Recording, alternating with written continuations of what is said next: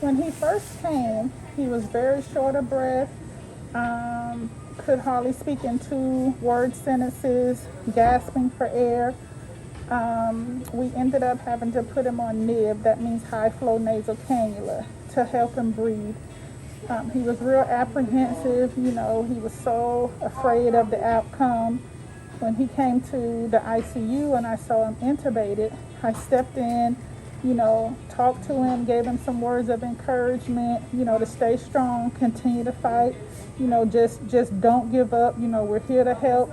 So yesterday, I'm back on the unit and I walked by and I saw him extubated, sitting up in bed, and I ran in the room and I was like, oh my God, you're doing so well.